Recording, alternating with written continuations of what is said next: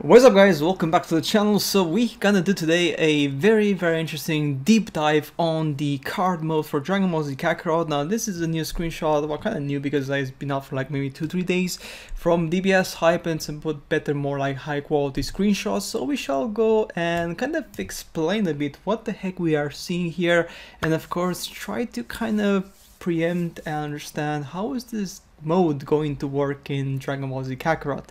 Now, if you guys don't know yet, this is going to be a free update, okay? So it's going to be a free update. Most likely it's going to be part of the 1.07 update, or it's going to be part of additional subsequent update just after the 1.07. It's going to be free, so everyone can play it, so you can collect all your cards for free, okay? So you don't have to pay. I mean, that'll be like crazy to have to pay money for the card. This is not an actual like competitive card game like Dragon Ball Legends or Dragon Ball Dokkan Battle and all the stuff. So let's just go through this and obviously check some of the cards we have here. So first thing we notice, or the first two things we notice, is the following.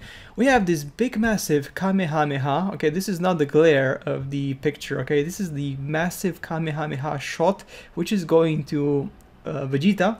And then we have these life points. You can see there's some life points there, 3,000 and 3,000, or it's actually 30,000, so 30,000 life points and 30,000 life points there as well. So this is just the, I guess, the beginning of the match potentially, okay? Now, something very interesting here is that you have this massive Kamehameha attack from Goku, and you have this card here on this side. So this is the Kaioken, potentially Kamehameha attack, 4,000 attack and 4,000. I don't know what this actually means because it's not clear, but this is very interesting. As you guys see here, that has a blue color which is similar to this one here, so we're gonna get to this in a moment. But in terms of the attack, so this attack, as you can see here, is dynamic, so it launches the attack from your character, from your board, from here, and then it hits your opponent directly. So of course the special effects are going to be quite nice in this game, which is really good, because if you have a card game, if you don't have cool special effects, it gets boring very fast. So I'm happy that this is going to work. Now, in terms of the cards, so this is very interesting because the cards have like this kind of ranking here. So this has like power level 3 potentially, and this one has, I don't know if it's a 2 or a Z. This is a big question. I believe it's a Z, but it could be a 2 as well. It's really hard to tell because of course the resolution doesn't reach that point. Nonetheless, and this one here is a 1, I believe. That's definitely a 1. So then you have here this one here. So here is potentially going to be your power level, okay? So every turn, obviously this is speculation because this might not be power level, but it looks like it's going to be your power level. And then you can, this kind of your like mana points, you know, you have in like Magic, or in like Hearthstones, or in Legends of Runeterra, which I play on my channel as well. You have your mana points, and of course every time you use a card, your mana points decrease. Then you have these cards which are on the field, so these are potentially your monster cards, okay? So this is a monster, this is a monster, but then this one here, this is what's confusing me. So this one here is on this right side, maybe because it's a special effect which is being activated, okay, by your cards, and then in the special effect creates this damage here. And now we have these. So these are very interesting. So you can see here, there's 1, 2, 3, 4 colors: blue, green, orange, and kind of purplish. Your characters here, as you can see here, this is blue, this is blue, this looks like it's purple a bit, it has a little purple there. And then your enemies, that this one is purple, and this one is, I don't know, green potentially, maybe, makes sense because it's an Namekian, I guess.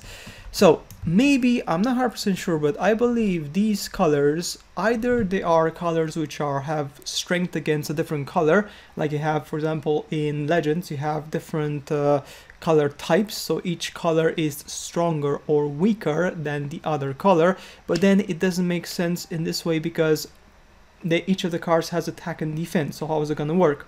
Like this one has 4,000 attack, and this one has, I don't know, a 3,000 potentially attack. So how is that going to work? Like, is this going to have like double the damage when he fights against like a different color card?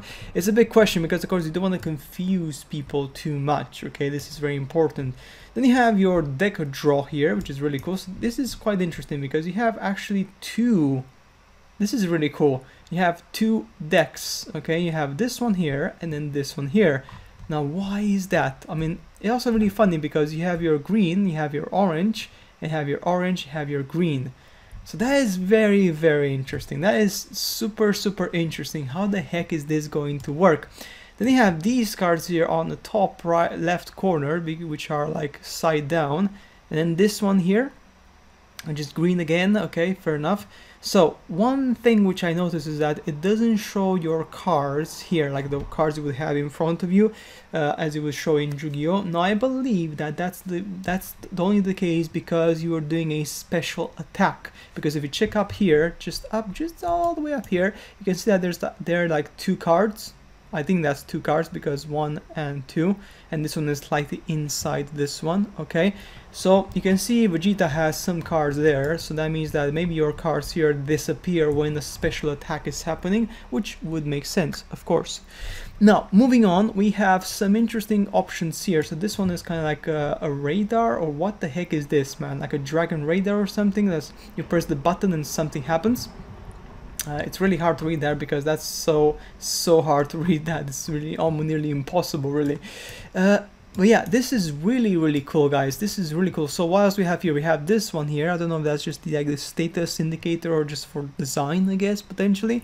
And the board. So you have here the board. So here's Vegeta, here is Goku. So it's going to be very interesting that if there's going to be a board for each hero, or these boards, you can use this board for any hero. For example, if I use, I don't know, Trunks or Piccolo as my main hero, then the board will stay the same potentially. I'm not sure. That's also a big question we have. Now in terms of the damage, so how is the damage going to work? So this is very interesting because here we have this card which is being activated, a blue card, and it looks like it's doing direct damage to Vegeta. Okay, it's going straight to Vegeta and the damage is straight to him. Now the question is, these cards, actually, 1 second, actually, if you just go in here, zoom in a bit, check it out. There's actually a card here, as you can see here, in the corner, there's the card. So the Kamehameha from Goku is actually hitting that card, as you can see there. So this card in the middle is being attacked by the Kamehameha of Goku, and we don't know what's going to be the outcome from that. So is that going to cause the cards to disappear? Going to cause the card to be destroyed? Will the card be able to counterattack your enemy?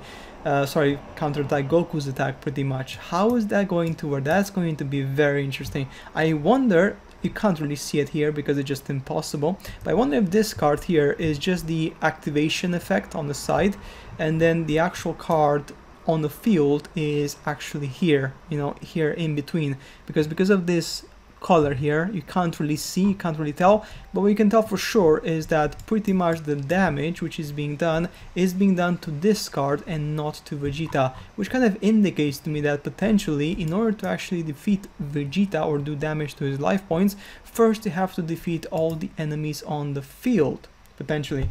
Same as Yu-Gi-Oh! For example, in Yu-Gi-Oh! If you have a monster on your field, you have to attack the monster in the field, right? You can't attack just your life points directly. You have to go to the monster first, and once you defeated the monster, then you can of course go through Vegeta's life points. In Legends of Runeterra, for example, you can choose if you want to defend or not, and then you can choose to guard or not. So if you choose to not guard, the damage is going straight to you. Now in this one, it looks like potentially you will have to kill the enemy monster or the enemy soldier, how you want to call it, before you can actually do damage to Vegeta. Right here, and of course take from his life points. Now another very interesting question is going to be, are you going to be able to take damage or do damage to Vegeta, or obviously the enemy, if you damage his monster? So for example, as you guys know, in Yu-Gi-Oh! For example, if my monster has 3000 attack points and then the enemy monster has 1000 attack points, if I kill the monster, my enemy receives 2000 life points damage because of that difference. I wonder if here is going to be the same or not, because it could be that it just kills the monster and that's it, kills the enemy and that's it, or it kills the enemy and then that difference of damage and defense, or damage and attack, is going to go to your enemy, so to their life points. That's going to be very interesting to find out. apart from that, I think we are pretty much done with what we can see here and what we can explore. I mean, like I said before, this is a very low risk scan, better than the previous one. Obviously if you can do this, obviously you can see a bit better, I guess.